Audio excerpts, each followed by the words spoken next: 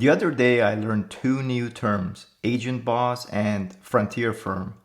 And I immediately thought, oh wow, I can finally be the boss of something. Both of these terms I found in the latest Work Trend Index annual report published by Microsoft on April 23rd, 2025. The article defines frontier firms as companies structured around on-demand intelligence empowered by hybrid teams of humans plus agents.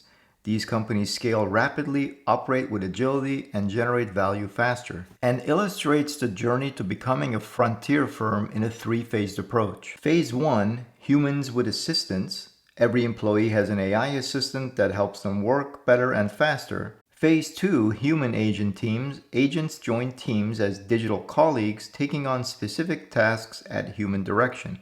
And phase 3, human-led agent operated. Humans set direction and agents execute business processes and workflows, checking in as needed. And it's in this final third phase that every employee becomes an agent boss, which by the way is defined as someone who builds, delegates to, and manages agents to amplify their impact, working smarter, scaling faster, and taking control of their career in the age of AI. Now, the article says that it used 7 indicators to identify who has an agent boss mindset, comparing company leaders in light blue to employees in dark blue. These indicators are familiarity with agents, regular AI usage, trust AI for high-stakes work, expect to manage agents, use AI as a thought partner, see AI as a career accelerator, and saving 1 hour or more daily with AI. And I'm guessing many of you watching can already check off some of these boxes today, which is great because AI skilling and digital labor are top workforce strategies for company leaders. Which brings me to something tactical and the question this video poses: how can you become an agent boss today, fast track your company to phase 3, and secure your career? Now, we already have the tools and the technology, so let me share my thoughts on this. By the way, welcome to Collaboration Simplified. My name is Shervin Shaffie, and I work at Microsoft as a Copilot Principal Technical Specialist. I've been bossing around agents for about a year now. It's fun, and I'm happy to share with you everything that I've learned. First, you need the Microsoft 365 Copilot license, which is for work, by the way, not family or personal use. Most agent features you build are included with it, as you can see in this graphic. You can also see what we will charge for additionally using messages, which costs about a cent a message, like autonomous triggers, for example. Second, and this is very important, you'll need to start blending in business workflows with technical solutions. It's perfectly fine to create agents for your own personal use, and that's a great starting point. But if you start scaling your agents to solve business pain points and automate workflows, now we're talking.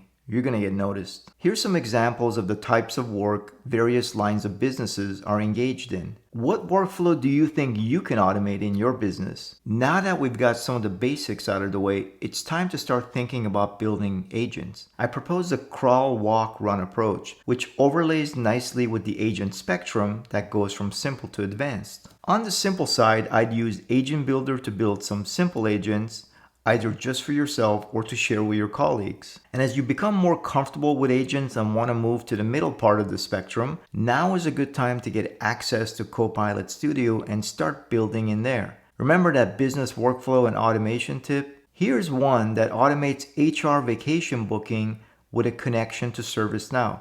Remember, you're not locked in just to Microsoft products. You can easily connect these agents to non-Microsoft applications. There are many other ideas that I'm sure you can come up with for your specific business. Share them in the comments. And finally, to be a top-notch agent boss, you're going to need to make autonomous agents. Agents that automatically run in the background and do work that you tell them to do. This is really cool stuff, and it's only going to get better as we add features like agents controlling agents, which reminds me you can easily get into agent sprawl, too many agents. And the article talks about dialing in the human to agent ratio. Too few agents per person, you'll underutilize both agentic and human resources, leaving potential efficiencies on the table.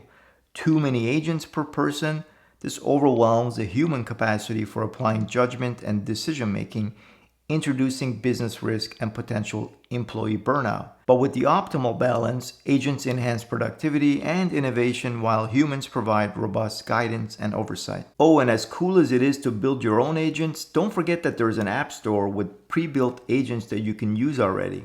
With that, I hope you now have some concrete steps you can take to become an agent boss. And for your next video, I recommend you watch this. It'll go into more details about the different types of agents, demos, how they're built, and provide links to other videos with step-by-step building instructions. Don't forget to give this video a like, and I'll catch you on the next one.